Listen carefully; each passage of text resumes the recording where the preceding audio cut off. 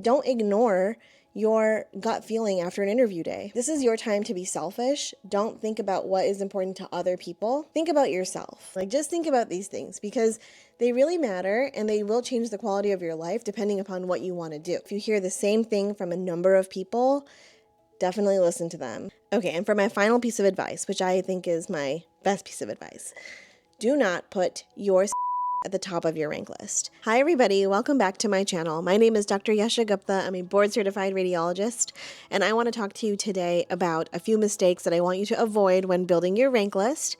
I know we are getting down to the wire here, so just watch this video, make sure you didn't do any of these things, and you should be good to go. Just for some background, honestly, all of these mistakes that I'm going to tell you about are things that I have heard from other medical students or residents, some of my colleagues or peers that talk about how they ranked and how they regret ranking and how they wish they ranked.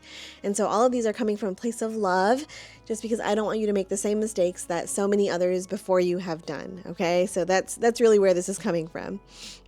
And I'm sure that by this point you have thought long and hard about your rank list and about every single program. And I know that every program also blurs together. They are very similar, but there are definitely certain things that you want to think about, and I just want you to avoid these mistakes. Okay, let's get into it. The first mistake is not picturing yourself as a tired resident at every program. What I really mean is being realistic with yourself. A lot of programs, we have these PowerPoints where we talk about, oh, we're so close to New York City, we're so close to Boston, it's an easy day trip to go to this place or that place. You have to think about yourself as a tired resident, and you're like, am I really going to want to drive an hour and a half to the nearest airport to go somewhere just for a weekend? Am I really going to want to take a train into the city just for half a day when I'm post-call? You have to think about yourself not as a bright-eyed, bushy-tailed fourth-year medical student who has lots of energy, but as a tired post-call resident who may not want to spend their weekend driving in and out of a city that's, further than 30 minutes away. So think of yourself as a tired resident, and what are you realistically going to want to do? Is it feasible to travel often? Is it feasible to get to the train station after work? Can you actually, or do you actually want to go to the city that's, only a couple hours away or something? Just think about these things because they really matter and they will change the quality of your life depending upon what you want to do. If you have a family, is the cost of living actually feasible for a family of however many on the salary that you and your spouse or you and your partner have? Is that really going to work for you? You have to think about these things realistically. Don't think of it as an ideal, oh, well, if we just don't spend on, be realistic with yourself. Does the moonlighting matter? Are you going to get those opportunities for moonlighting? And remember, moonlighting sometimes comes and goes in programs. So if you don't have it, is it a deal breaker for you? Is it going to make it so that it's not a comfortable place for you to live? Be realistic with yourself. Think about yourself as a resident. Think about yourself on a resident income with your family. And if you really want to travel and what you're really going to want to do and what your hours are going to look like. And from there, make your decision about your rank list. So that's one piece of advice, is just be very realistic with yourself. Going off of that, I do think it's really important to look at each place that you are ranking within your top however many and look at it geographically, either on Google Maps. I know now it's a little bit late to do a second look, but if you're going to go somewhere, maybe now is a good time to do that because you may not know really what it's like to live in at Dartmouth, for example. Is it really far or close to Boston? You have to decide if you really think it's close enough that it makes sense for you or not. Is it too isolated? Again, is it an easy trip somewhere? I say Dartmouth because that's where I was born. And so my parents talk about it all the time that, it's close enough to Boston, but at the end of the day, you still have to fly into Boston to get there. And that can sometimes not be an ideal situation. Same with any program that's more geographically isolated. Is that really something you want to do? And also look at your commutes. I mean, I know in LA, commutes are terrible. Even if something is only a couple miles apart, if they have multiple sites, you may be spending 30, 45 plus minutes on the road, depending on where you live, depending what site you're rotating at. So look at the commutes during rush hours, look at commutes during like the times that you're actually going to be driving into work, and see if it makes sense or if that's something that you want to do.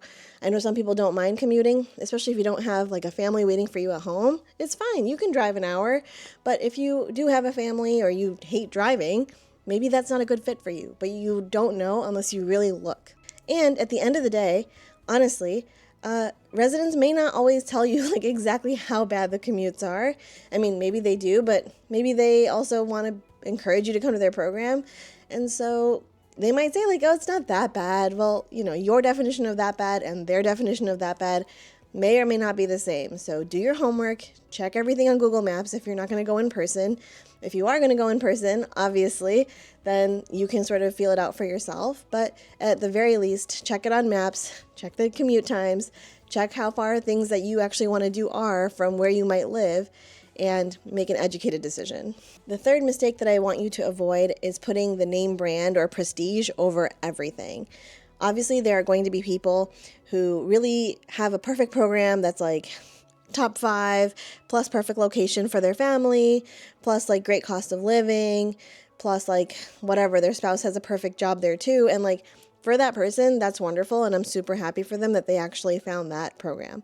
But for a lot of people, prestige might be weighed against something else. Like, oh, well, this is a top 5 program, but the other programs are closer to my family, or the other programs have a more reasonable cost of living, or whatever it is within your priorities. You may have to weigh name brand over something else. And you have to really think long and hard about what is more important to you.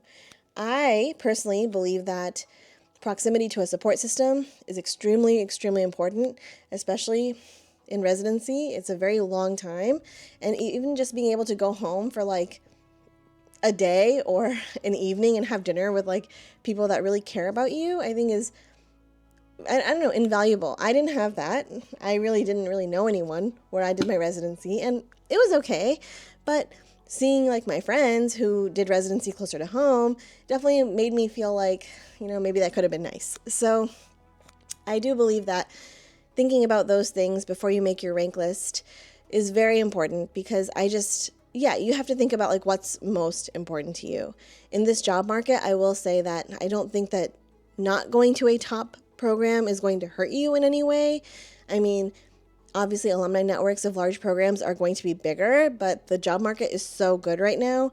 And honestly, fellowship match is not that challenging in the sense that you can create your alumni network also from your fellowship to find a good job. Or if you want to end up in a certain place, doing your fellowship in that location will help you too. So I wouldn't worry too much about a future job.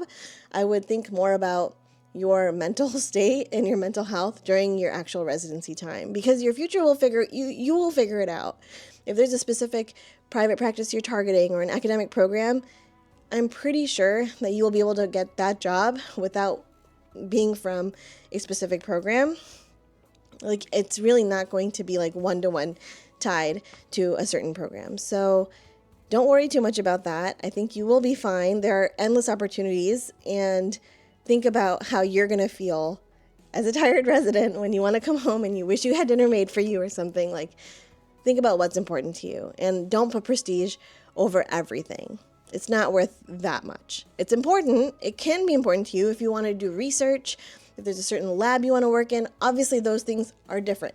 But if you are the average run-of-the-mill medical student who just wants to be a radiologist at the end of the day, I would not place too much on the name brand. Just think about what is important to you and what you can accomplish wherever you go. The next mistake is sort of related, and that is putting someone else's priorities like above your own, in the sense that someone else has told you that these are the things that are important. Moonlighting is super important, they say, or prestige is super important, and maybe you have a different feeling. Think about yourself. Like, this is your time to be selfish. Don't think about what is important to other people. Maybe someone else is gunning for, something very specific, like don't worry about what other people are doing. Focus on the things that are important to you. Really sit down and spend an hour and think about what is the most important thing to you and make your rank list based off of that. Because every single person that you talk to, like you can interview at the same 5 places as someone else, and all of you can come away from an interview day with a different feeling, with a different experience with the interviewers, and build completely different rank lists, even if you sort of have the same priorities. So don't worry about what other people are doing. Focus on how you feel and what you want to do and rank based on that. And similarly, don't ignore your gut feeling after an interview day. There are so many times when you talk to someone and they're like, oh, I really wanted to love program X and I really thought I would love it. But then after I interviewed, I didn't love it. And you're like, that's why you interview, right? Like just like an interview is important for programs to get to know you, it's important for you to get to know the programs too. So if you feel like you didn't love a program after an interview day, like don't ignore that gut feeling.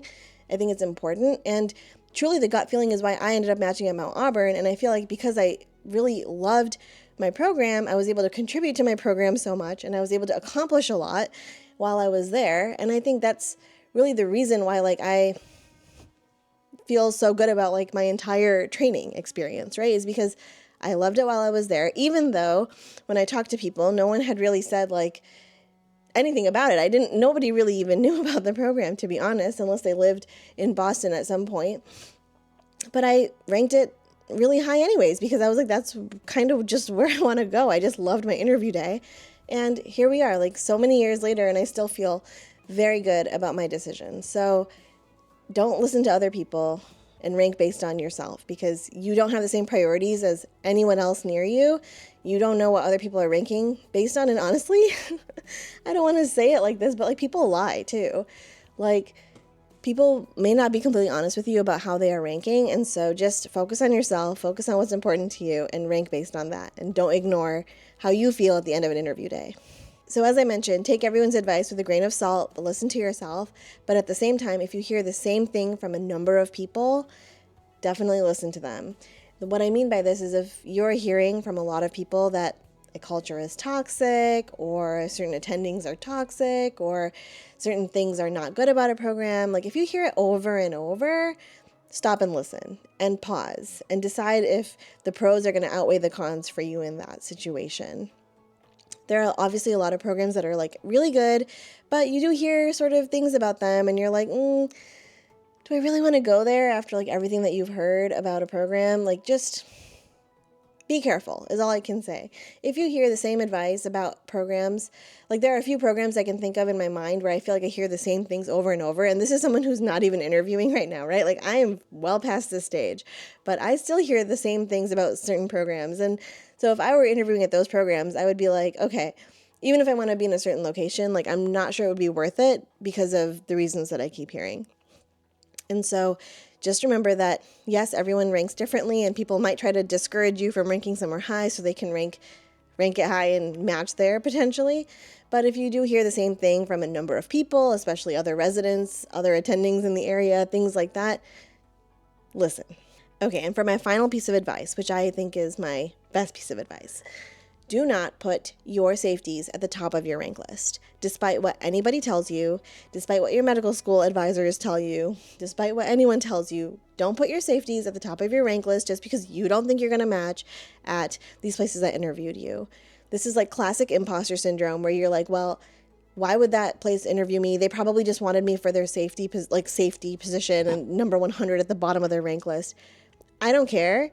They liked your application enough to interview you. And so that means that you deserved a spot there and you could be anywhere on their rank list and you have no way of knowing where you are on the rank list. And no one needs to know if you put them number 1 and you didn't match there. Like no one needs to know that if that's something that you care about. Do not put your safeties at the top, because if you put your safeties at the top, you're basically out of the running for any of these reach programs that you had. So put all your reaches at the top where you really want to go. No, don't put all your reaches at the top. Obviously, depending upon where you want to be, put your reaches at the top. Even if you feel like you didn't necessarily deserve that interview, which you did, put it at the top, put it higher on the rank list than your safeties, because safeties are safeties for a reason. They are places that you would be happy, but maybe not your like dream program, and put those accordingly in your rank list. Put them in the middle somewhere, because you don't know where you're going to end up, and you also don't know how other people are going to rank other programs. So you might end up at your dream program, even if you feel like you didn't deserve it or you didn't think you would end up there. You might end up there, and you won't end up there if you put a safety above it. So please don't listen to what other people say. Put your dream programs at the top of your rank list. I promise it will end up being a better situation for you. The algorithm is in your favor, so you need to rank where you want to go. Do not rank where you think that you will end up. Does that make sense? I'm sure that you've heard that from a million people, but every year still there are people that don't understand the algorithm and will not put their reaches at the top. And I'm just going to say it again. Put your reaches at the top and don't put your safeties at the top of your rank list. Okay, I think we are done now.